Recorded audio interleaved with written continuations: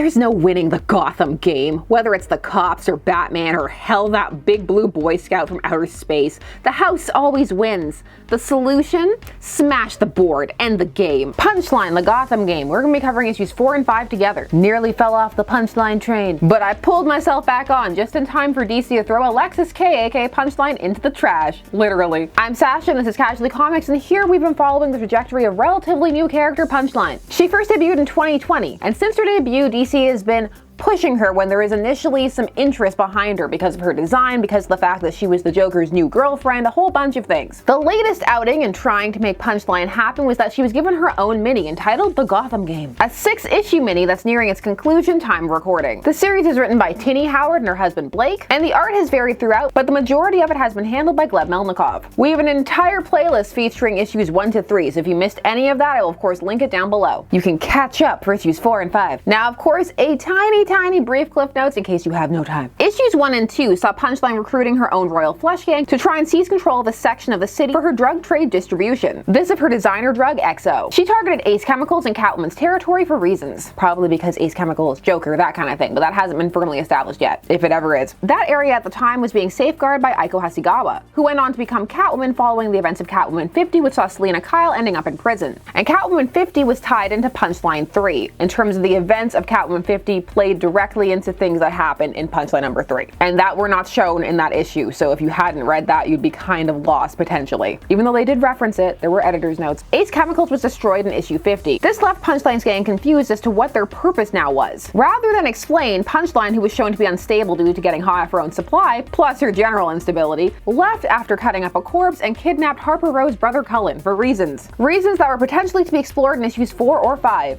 Spoilers, they were not. Since we're covering 2 issues, we'll do this a bit more recap style and a bit less dramatic reading style, but there will of course still be dramatic readings. I'm not about to miss out an opportunity to say boomer, because Punchline says that to Black Mask's face. Issue 4, let's do this. Now, while Punchline 3 and Catwoman 50 were the 2 issues that were most tangibly connected, that connection still lingers, but it's not going to be as direct, and you're not going to have notes directing you back to the issues of Catwoman that are referenced, even though you probably should. Tini Howard is also writing the Catwoman series time of recording.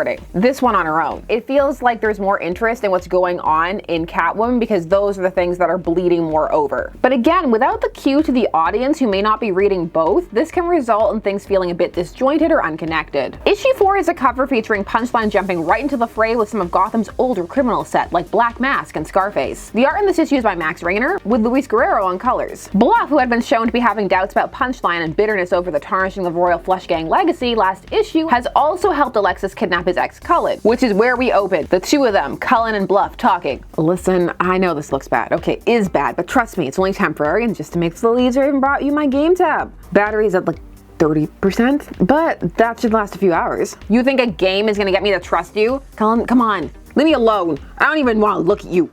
Fine, be that way. Ignore the only person who can help you. You can't even give him a fully charged game tab. What use are you? Get a new crush, Cullen. No matter how many ear piercings he has, Bluff isn't worth it. This exchange really left me baffled as to how seriously I was meant to take what was happening. Because there's so much of a comedic edge to this, what with the not fully charged game tab and everything, that it didn't make it feel like this was a very serious or life-threatening situation. The question of his Bluff playing Punchline is kind of brought up in the next scene, where she gets over him keeping Cullen's location from her because she wants to mess with Bluebird. Because when Bluff talked about having an ace up his sleeve, potentially this is what he was talking about, maybe, because he knew that Punchline had beef with Cullen's sister Harper, aka the vigilante Bluebird. So Punchline, despite him keeping this from her, makes Bluff her jack for their next outing as the Royal Flush Gang, and he's seemingly happy about that. Bluebird activates the bat signal and gets Nightwing. I'm not sure why. Batman was invested in this, he was investigating it, he showed up in issue 2 and he was in issue 1. And then Aiko got stabbed at the end of Punchline 2, and then Batman was active in Catwoman 50. Valmont died there. R.I.P. Valmont. Of all the characters who existed, you were one of them. But now in Punchline, crickets on the Batman front. Now in Batman's own book, he is off in another universe. But Nightwing doesn't mention him being missing or anything like that, and there's no editor's note. So it feels like it's just a loose thread, that Batman was there and now he's just not. Even though Punchline is arguably more of a problem now than she was at the start. Because now it's unclear as to what her motivations are, what she's doing. So she could just go off the rails and do something really crazy. Now Tini Howard Howard has written Nightwing before, having a Christmas story about him that falls into the genre I like to call Scroogesploitation. Her Nightwing is cheerful and quippy, and mileage is going to vary as to how accurate one feels that is, whether it's exactly on point or leaning a bit too much into it and potentially taking Nightwing into a Spider-Man-esque territory. Oh yeah, he's going to be just fine. People used to kidnap me all the time as a means of getting to Batman.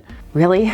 Oh yeah, this one time Penguin had me trapped in this giant egg. It's a long story. I'll tell you on the go. Cullen's not fine. He's dying of boredom because he didn't get a fully charged game tab. Now, the destruction of Ace Chemicals has caused some of the bigger players on the drug and mafia scene to surface. So you see them gathered together, and Black Mask is lamenting about the loss of the factory and the product, but it's kind of unclear and garbled as to what the motivations are, because this is leaning into Catwoman things. It seems like he just wanted to also take over that space, but Black Mask is mostly here to partake in some of his Birds of Prey, the fantabulous emancipation of Harley Quinn characterization, and that he's mostly here to be highlighted as misogynistic and say misogynistic things about Catwoman and Punchline and Ico. But also he's gone back in time to do it, apparently. Drug manufacture and distribution on an industrial scale, and all these broads can think to do with it is blow it up. Could you also call them dames before this is over?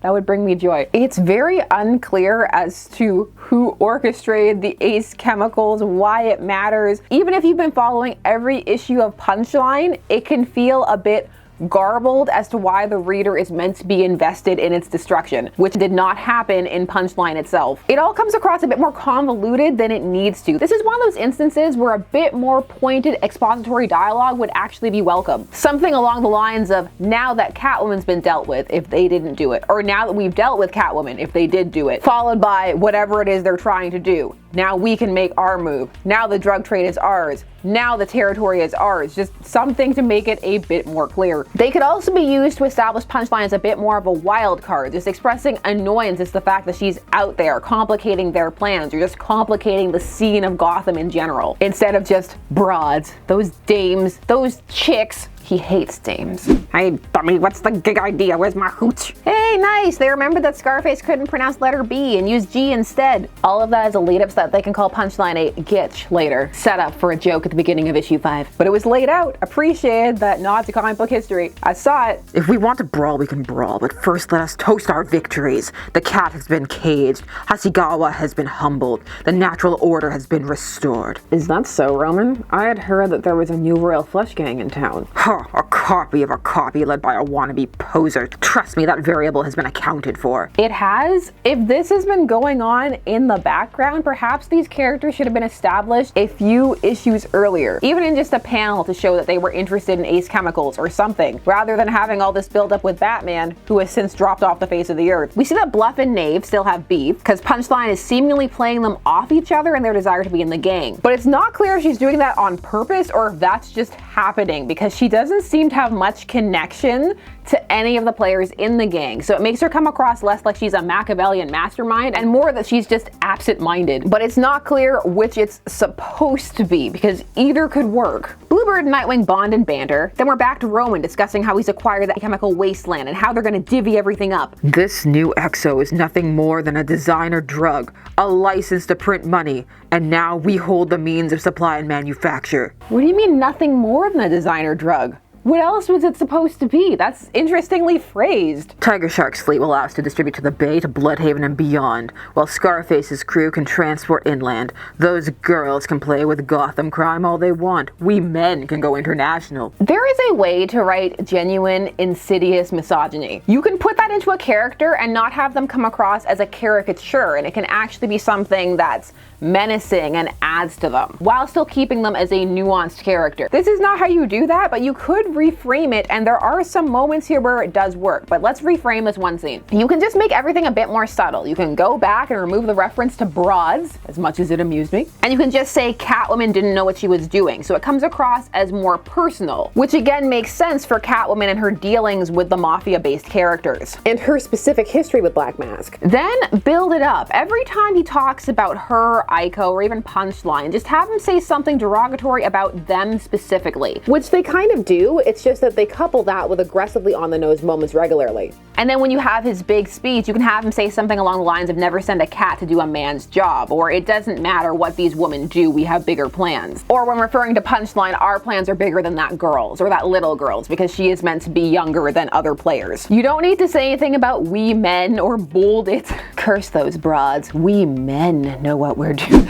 He's a Saturday morning cartoon villain. He's a mustache to twirl. If the sexism is implied, it comes across a bit more insidious. Something harder to counter that creates a bit of genuineness to that character trait, even in a more outlandish setting. It's something that can make you wonder and encourage discussion and debate. A question, is he arrogant or is it misogyny? That can make him a bit more layered and make the character a bit more interesting. Plus, it tends to play better because it can make people feel a bit less like they're being whacked in the face with that character trait, which doesn't always go the best. But of course, mileage varies. Some feel that this is the way you have to do it, that you can't leave anything up to doubt or interpretation. That if you give people room to play, they may miss the point, and that this needs to be obvious. That these kind of things need to be highlighted and foregrounded in such a way that there's no way that it could be excused or discussed as something else. But there's even more about that statement to analyze. Have people reverse engineered XO? Because how is he planning to just go out there? He seems pretty confident they can just manufacture it. Also, why is it so desirable? Punchline had just finished testing it and it isn't entirely clear yet exactly what it does. They started off showing that it was something that kids were gravitating towards in issue 1, but then they just dropped that. But now it's time for Punchline and her gang to show up. And Roman starts talking about the game and how Punchline isn't in it for the long haul, but she's still a valuable player. That's almost a clever commentary on the character's potential positioning in DC time of recording. But I think in context, it's meant to showcase how Black Mask is arrogant and also sexist and values these more older established male players. Also, after this, Punchline calls him a boomer.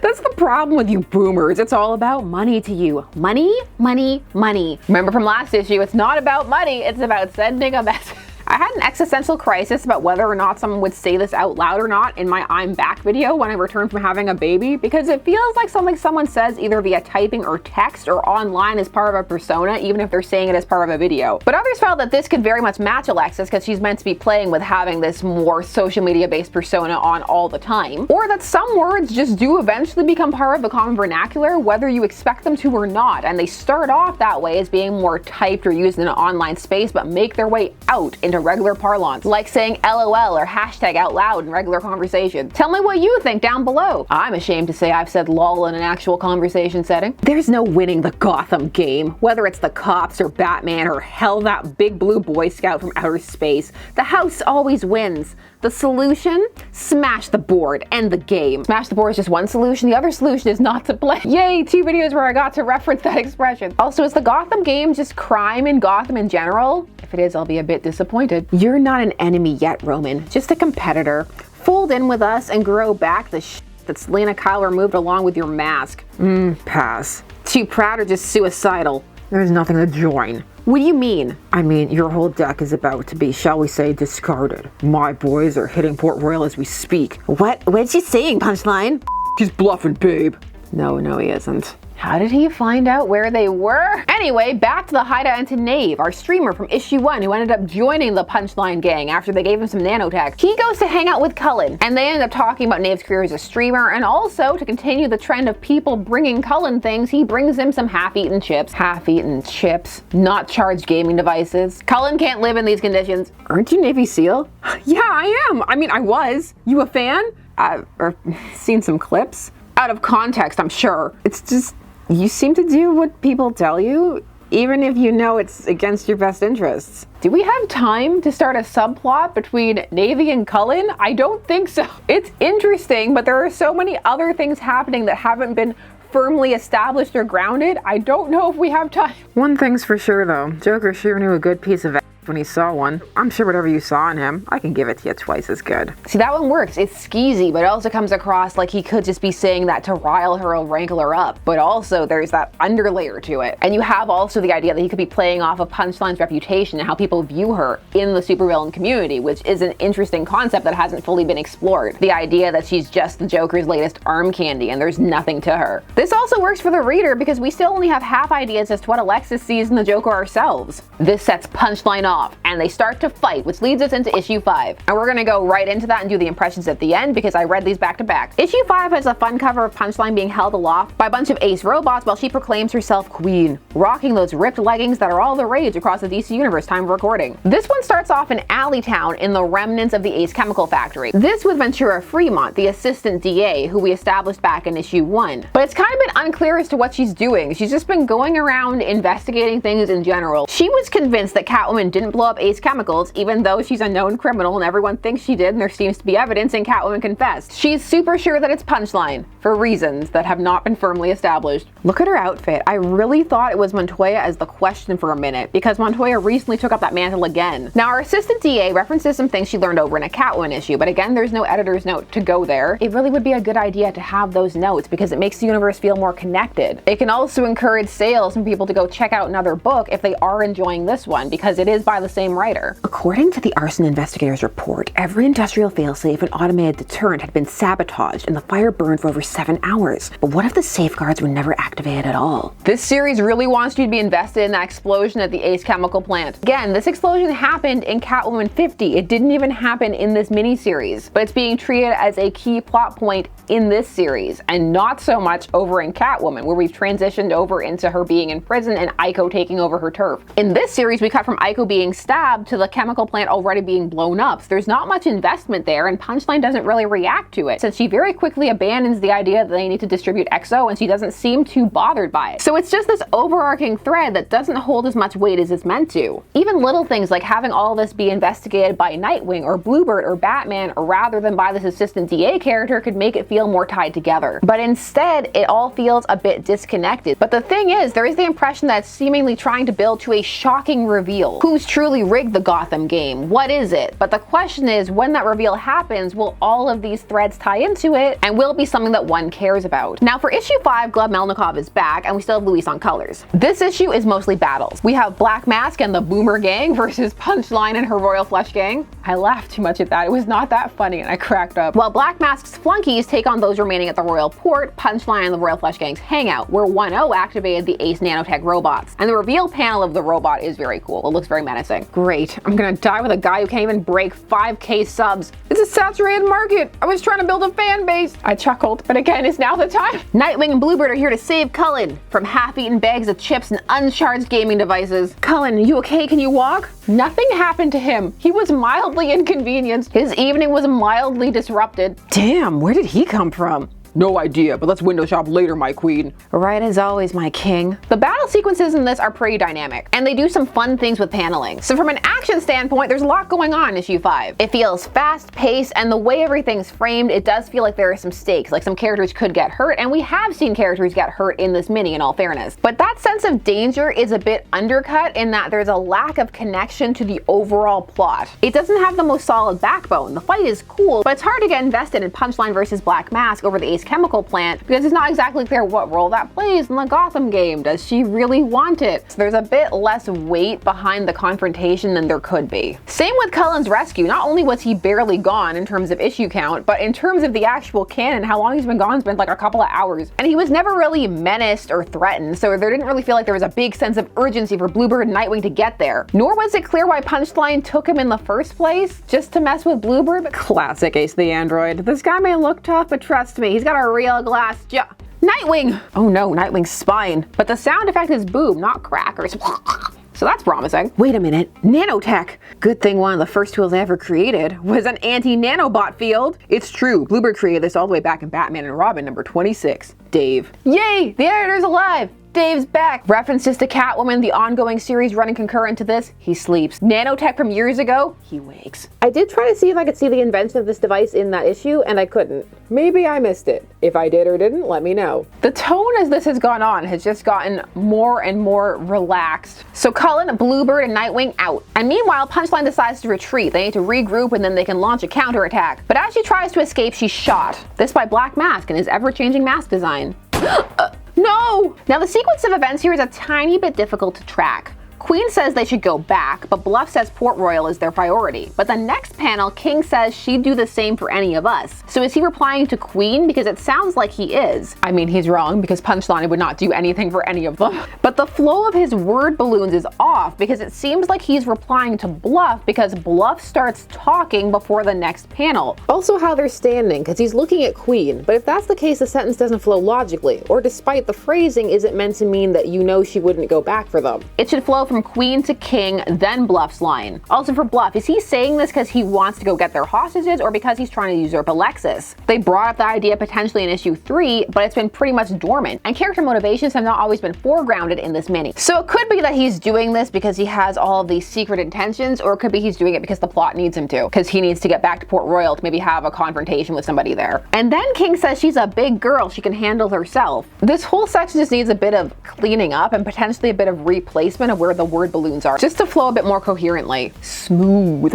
Meanwhile, Punchline has managed to land in a dumpster. She's in the trash. Insert your where she belongs jokes down below. And she gets found by the Joker. Is this gonna have ties to Matthew Rosenberg's Joker series? Either the first story or the second story? If it does, will the editor remember to tell us? Tune in next time to find out as the Gotham Game concludes, allegedly. So those were issues 4 and 5 of Punchline The Gotham Game. As this series has gone on, the overall structure has begun to deteriorate. It's become looser and less coherent. Whereas we started out with a clear motivation and arc, it's now become more discombobulated and there are more threads that aren't really fully connecting together, or they don't seem to be. And if they are about to, they got one issue to do it. It still has some interesting moments and ideas, and some things that would be interesting to see more explored. But again, the connection has grown more distant, as has the sense of urgency surrounding Punchline and her goals, which have, rather than becoming clearer, become more nebulous and clouded. And as they've moved further away, it isn't clear what exactly it's building to, and so again, that sense of urgency has become less and less. It feels more and more like the series is meandering when it's meant to feel like it's hurtling towards a conclusion. Numerous characters have been introduced, and it's beginning to feel as if it were too many, as now some are becoming more flat and not distinct, and there isn't really time to do anything with them. And none of them have really had big breakout moments that make you want to see them again. King and Queen's entire character art is basically that they like to find other people to join in their bedroom activities, and also that they call each other King and Queen actually. There are gaps that end up being key to why people are acting the way they are. Why is Fremont so obsessed with Punchline? To the point where she's willing to ignore evidence to the contrary. What is the time frame for the drug production and how long the factory was held and by who? How well known is XO? Is Punchline taken seriously in the villain community or as a threat, be that by the villains or by the heroes? One would assume that that could have been a key plot point in a mini-series ostensibly centered around her character. As this series has gone on, rather than making Punchline clearer, she's become more and more lost. Some very intriguing ideas have been brought up surrounding her and directions that her character could go, but so far none have fully been pulled on, and instead she feels a bit more aimless. And while it's nice to see her struggle and have flaws, it comes across less like it's a result of her own hubris and rather just events are occurring in the story because. Punchline did need some humbling to balance her out as a character, but this is doing so more in a way that raises questions as to how she was so skilled and competent earlier when she's a mess in this series. And the reasons as to why aren't clear, but there are reasons that it could be. It could be the drug. It could be her struggling to maintain clout. She did actually say that she wanted clout out loud last issue.